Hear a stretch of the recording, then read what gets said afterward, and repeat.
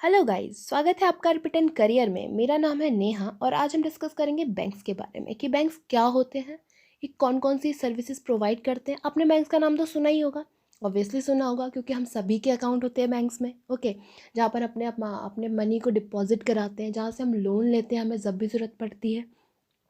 ठीक है, तो अगर आप नहीं जानते कि बैंक्स इन फैसिलिटीज़ के अलावा और कौन कौन सी फैसिलिटीज़ हमें प्रोवाइड करती है, तो इस वीडियो में हम जानेंगे उसके बारे में। ठीक है, तो आप इस वीडियो को लास्ट तक ज़रूर देखिएगा। ओके, तो चलिए शुरू करते हैं। What is a bank? A bank is that place where you can deposit your physical form of paper money into your account in the digital form. They provide you loans and advances. एक bank जो है वो एक ऐसी जगह होती है ना जहाँ पर आप अपने जो मनी होता है उसको डिपॉजिट कराते हैं अपने अकाउंट में। जब वो जो आपकी पेपर मनी होती है वो उस टाइम तक तो फिजिकल फॉर्म में होती है, और जब आप अपने अकाउंट में जब उसको डिपॉजिट करा देते हो फिर वो एक डिजिटल फॉर्म में कन्वर्ट हो जाता है। ठीक है, तो ये एक बेसिक फंक्शन है बैंक का। उसके बाद वो आपको लोन भी प्रोवाइड करते हैं, एडवांसेस प्रोवाइडेड करते हैं। ठीक है, तो ये मेन फंक्शन होते हैं डिपॉजिट और लोन। एक बैंक के लिए यही दो मेन फंक्शन होते हैं। Okay, banks provide assurance on your deposit. जो आपका डिपॉजिट होता है उस पर अश्योरेंस देते हैं, सेफ्टी होती है बैंक में। Okay, add interest and you can demand or withdraw money at any time. आपको इंटरेस्ट प्रोवाइड करते हैं बैंक जो आपकी डिपॉजिट होती है। ओके, और आप अपनी मनी को जब भी आपको ज़रूरत होती है आप उसको विड्रॉ करवा सकते हो कभी भी। ओके, तो ये एक ऑन डिमांड डिपॉजिट होता है, आपको जब ज़रूरत होती है आप उसको विड्रॉ कर सकते हो। फंक्शन ऑफ बैंक्स, कि बैंक्स के क्या क्या फंक्शन होते हैं। जो बैंक्स के फंक्शन है उनको दो पार्ट में डिवाइड किया गया है, primary function, secondary function. Primary function में क्या आते हैं आपके acceptance of deposit. Primary function में आता है डिपॉजिट और लोन्स एंड एडवांसेस। ओके, मैंने बोला था कि जो मेन फंक्शन होते हैं वो बैंक के वो डिपॉजिट और लोन प्रोवाइड करना होता है। सेकेंडरी फंक्शन में क्या आता है, एजेंसी, यूटिलिटी। डिपॉजिट और लोन के अलावा बैंक्स जो भी अदर फंक्शंस प्रोवाइड करती है आपको वो आपके सेकेंडरी फंक्शंस में आते हैं। ओके, प्राइमरी फंक्शन, अब देखते हैं कि प्राइमरी फंक्शंस में कैसे कैसे क्या क्या किया जाता है। डिपॉजिट में आपका सेविंग अकाउंट आता है। सेविंग अकाउंट हर कोई अपने पर्सनल यूज़ के लिए ओपन कराता ही है, जहाँ पर हम अपनी मनी को डिपॉजिट कराते हैं।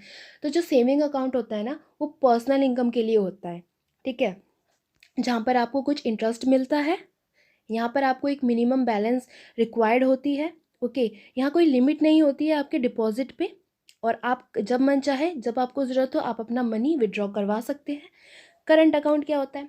Current account basically business purpose के लिए ओपन किया जाता है। ठीक है, जब बिजनेस ट्रांजैक्शंस के लिए हम कोई भी ऐसा अकाउंट ओपन कराते हैं, वैसे भी बैंक सजेस्ट करते हैं आपको, अगर आप बिजनेस के लिए कोई अकाउंट ओपन करा रहे हैं, कोई भी अकाउंट ओपन करा रहे हैं, तो बैंक सजेस्ट करता है कि आप पर्सनल यूज़ के लिए करवा रहे हैं या फिर बिजनेस के लिए। ठीक है, तो बिजनेस के लिए करा रहे हैं तो वो आपको प्रेफर करेगा कि आप करंट अकाउंट ही ओपन कराइए, क्योंकि यहाँ पर कोई लिमिट नहीं है आपके ट्रांजैक्शंस की, बट सेविंग अकाउंट में लिमिट होती है आपकी ट्रांजैक्शन की। ओके, करंट अकाउंट पे आपको लेकिन कोई इंटरेस्ट नहीं मिलता, पर आप जितनी ट्रांजैक्शन करना है उतनी कर सकते हैं एवरीडे। ओके, टर्म डिपॉजिट क्या होता है?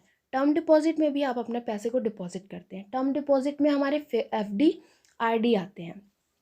FD से क्या मतलब है कि आपने एक ही टाइम पे पूरी अमाउंट डिपॉजिट कर दी और एक फ़िक्स टाइम के लिए वो लॉक हो गई है मनी, और जो मैच्योरिटी डेट है उस दिन आपको वो मनी मिलेगी विथ कैलकुलेटेड इंटरेस्ट। ठीक है, तो जो FD है ना उस पर आपको ज़्यादा इंटरेस्ट मिलता है as compare to saving account, और करंट अकाउंट पे तो हमको मिलता ही नहीं है। और RD होता है जिसमें आप RD होती है रैकरिंग डिपॉजिट। ओके, रैकरिंग से क्या मतलब है कि जिसमें आपको एक बार में पैसे डिपॉजिट ना करके आप उसको एक रैकरिंग मतलब कुछ कुछ बेसिस पे आप डिपॉजिट करा सकते, एक लमसम अमाउंट पे डिपॉजिट करा सकते। ओके, 6 महीने पे 6 महीने पे आपको अमाउंट जमा कर दीजिए, कुछ अगले 6 महीने पे। ठीक है, इस बेसिस पे आपकी रैकरिंग डिपॉजिट होती है, आप मंथली भी जमा कर सकते हैं। Loans and advances, cash credit होता है। कैश क्रेडिट किसको देते हैं? बिजनेस वालों को दिया जाता है। ठीक है, जो उनकी डेली नीड होती है ना बिजनेस वालों की, छोटे लेवल पे देते हैं। ओवरड्राफ्ट क्या होता है? ओवरड्राफ्ट में आपके पर्सनल यूज़ आते हैं, पर्सनल नीड के लिए अगर आप कोई पर्सनल लोन लेते हैं। पर्सनल लोन से मतलब आपके कोई कुछ ओवरड्राफ्ट की फैसिलिटी, मतलब जैसे कि आपको कुछ नीड है एक्स्ट्रा अमाउंट की। ओके, तो आप ओवरड्राफ्ट की फैसिलिटी ले सकते हैं एज ए लोन, छोटी अमाउंट में होता है।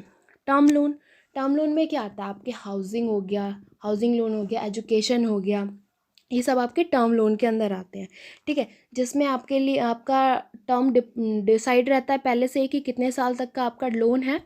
फिर उसकी इंटरेस्ट भी कैलकुलेट करके आपको एक ईएमआई बना दी जाती है कि आपको इतना इतना अमाउंट हमें हर मंथ आपको पे करना है। ओके, तो ये होते हैं प्राइमरी फंक्शन बैंक्स के। सेकेंडरी फंक्शन, प्राइमरी फंक्शन को छोड़ के बाकी सारे फंक्शन सेकेंडरी फंक्शन में आते हैं। Agency function, as a agency जब काम करती है बैंक, तो उसको हम एजेंसी फंक्शन बोलते हैं। ट्रांसफ़र ऑफ फंड्स, आप फंड्स ट्रांसफ़र करते हो एक अकाउंट से दूसरे अकाउंट में थ्रू नेट बैंकिंग या फिर अलग अलग प्रोडक्ट्स के ज़रिए। ओके, जो बैंक्स आपको प्रोवाइड करते हैं। तो ट्रांसफ़र ऑफ फंड्स ये काम बैंक करते हैं आपके लिए, ठीक है।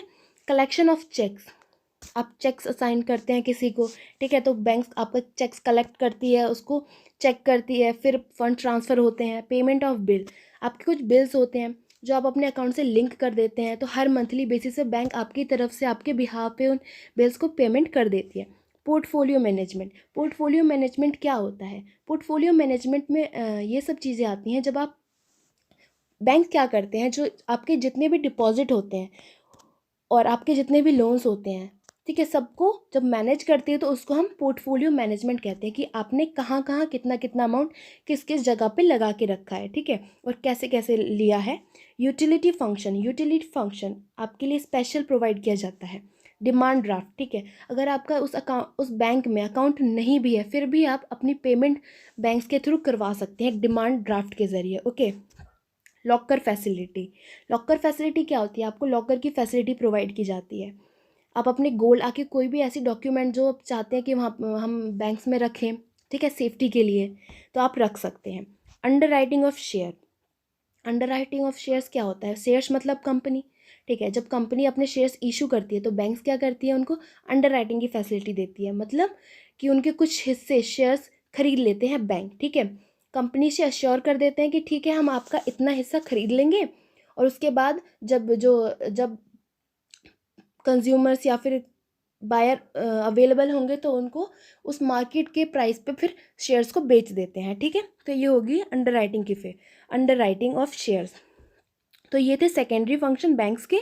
करते हो आपको इस वीडियो से बहुत कुछ जानने को मिला होगा। लाइक कीजिए, शेयर कीजिए, सब्सक्राइब कीजिए। Thank you very much.